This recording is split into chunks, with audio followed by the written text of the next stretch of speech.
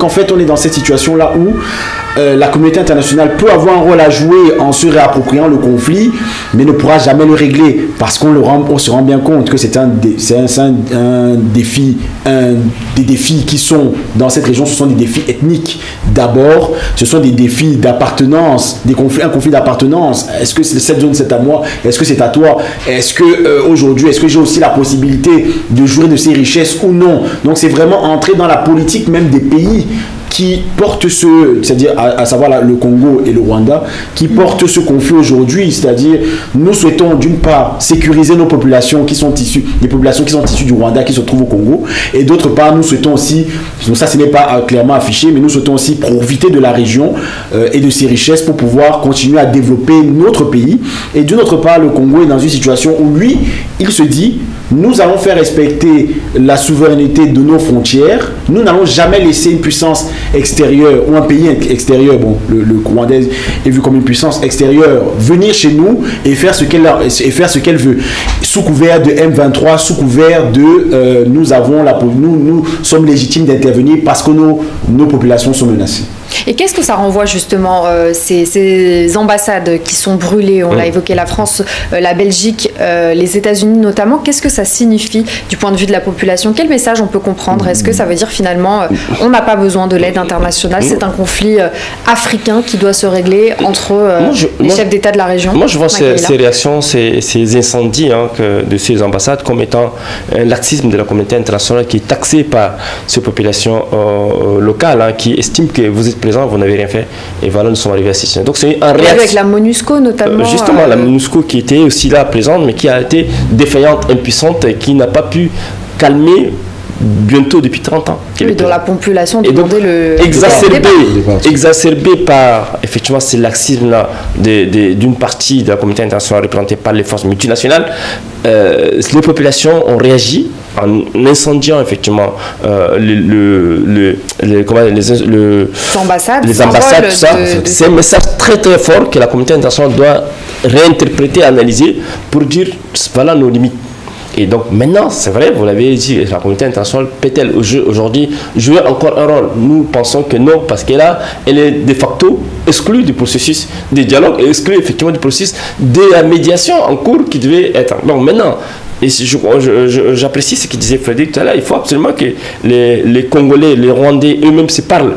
Qui disent eux-mêmes que nous sommes africains, nous devons trouver un schéma de sortie de crise modèle africain. Si ce n'est pas le cas, c'est qu'on va encore assister, malheureusement dans les prochaines heures, on ne sait pas quand, mais à l'aggravation spectaculaire de ces conflits qui, aujourd'hui, a encore capte l'attention de la communauté internationale.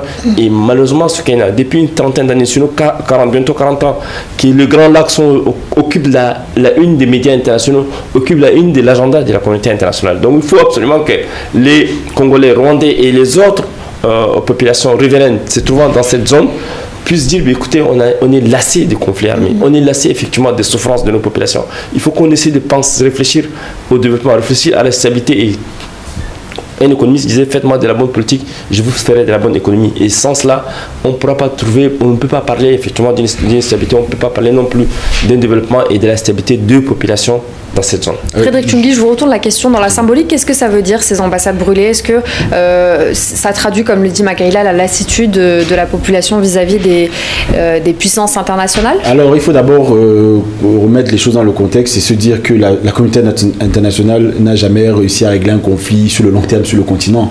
Il faut être clair dessus. La solution ne viendra pas de l'extérieur. Elle ne peut pas venir de cette communauté-là, elle ne peut pas venir des grandes puissances occidentales. Pourquoi? Parce que on l'a vu avec le conflit au Rwanda d'abord, où il y a eu l'élimination des Tutsis. On a vu que la communauté internationale a même été ceux qui ont exacerbé cela. Et ce n'est pas qu'au Rwanda, c'est un peu partout en Afrique.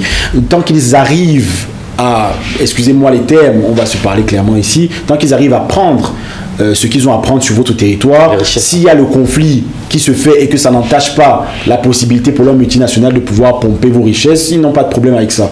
Donc la solution ne viendra pas de l'extérieur. Tout à l'heure, vous avez parlé d'un acteur que tout le monde oublie, malheureusement, parce qu'il se fait oublier, c'est l'Union africaine. Ils sont où aujourd'hui? Enfin, on n'entend plus parler, on n'entend pas parler de l'Union africaine, ils n'existent plus. Comment ça se passe? Donc en fait, on est dans ce dilemme-là, c'est-à-dire que nos institutions, que nous-mêmes nous avons implémentées, mais en réalité qui sont issues d'une certaine manière du néocolonialisme, de par leur fonctionnement, et non pas de leur essence, parce que l'Union africaine a été créée par des penseurs africains, il faut le rappeler. En fait, mais sa manière de fonctionner aujourd'hui fait en sorte que malheureusement, elle n'a aucun poids, elle n'est pas capable de régler une situation comme celle-ci, alors qu'elle devait normalement être au devant de la scène. Tout le monde oublie l'Union africaine parce qu'en réalité, elle est moribonde.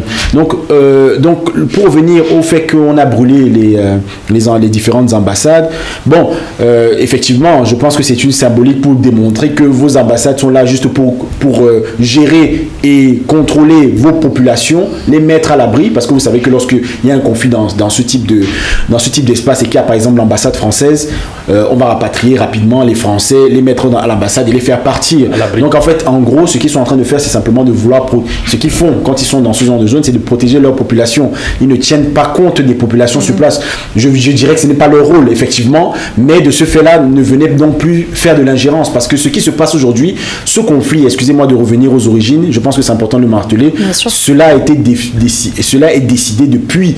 En fait, ce qui se passe aujourd'hui n'est que la résultante en réalité des politiques expansionnistes occidentales, de séparer des ethnies qui en réalité sont ensemble, de créer des frontières un peu partout qui n'ont rien à voir avec la réalité. Voilà, exactement, qui n'ont rien à voir du tout avec la réalité du terrain. Et je pense que le cas, ça c'est un cas d'école, dans le sens où ça nous démontre réellement que, regardez, on a séparé arbitrairement deux ethnies en réalité qui sont les mêmes. Les Tutsis, ce sont les mêmes que vous prenez de part et d'autre. Et j'en passe, hein, il y en a beaucoup, même au Cameroun, ça a été décidé. Il y a eu des divisions comme ça, là, bref. Mais ce que je veux dire par là, c'est que la communauté internationale ne va jouer aucun rôle. S'ils arrivent à jouer un rôle, c'est peut-être prendre des positions comme ils le font, c'est-à-dire cesser la guerre. Très bien. Mais quels sont les outils pour que vous mettez en place pour cesser la guerre? Aucun. Pourquoi? Parce que ils n'en ont pas la capacité, premièrement, et ce sont vraiment les pays concernés qui seront capables de régler ce conflit. Mais je pense, pour compléter, effectivement, il pose ici la question identitaire de nos États, parce que le découpage de l'Afrique a fait en sorte qu'on n'a pas intégré effectivement la dimension sociale, sociologique, parce qu'il faut que si vous êtes de la frontière dans un pays X et que vous vous retrouvez dans un pays Y parce que vous avez des parents là-bas, et donc cette situation, c'est vrai, le découpage de l'Afrique a été fait pas par les Africains, mais par de nos Africains qui ne connaissent pas nos particularités, nos spécificités sociologiques. Et donc cette situation-là mérite effectivement d'être révisitée, mérite d'être réanalysée par des observateurs sociologues africains. Donc pour revenir à ce que vous dites, ce qu'il y a, c'est qu'aujourd'hui on assiste à ce qu'on appelle un échec de résolution de conflits, des conflits africains par la communauté internationale. Et donc les Africains doivent s'approprier effectivement la résolution de leurs conflits. Et vous l'avez dit, c'est que l'absence de l'Union africaine dans cette dynamique de résolution de conflits amène les Africains que nous sommes à réfléchir sur le schéma auquel nous devons nous réfléchir pour trouver une solution. Et ces schémas peuvent être effectivement inspirés par les organisations de la société civile, par les politiques, par des citoyens, par des intellectuels, par des gens qui peuvent s'approprier effectivement ce qu'on appelle la résolution du conflit de type africain. Donc la situation aujourd'hui, c'est un cas d'école, pour te paraphraser, un cas d'école qui peut peut-être nous permettre de réfléchir comment on va résoudre à l'avenir ce genre de conflit. Comment résoudre justement cette crise de façon pérenne? C'était l'un des axes du jour, et vous l'avez dit, c'est un cas d'école, donc ça permet de se poser la question, de trouver des réponses concrètes. On vous pose également la question à vous, chers téléspectateurs. On arrive déjà au terme de cette émission. Après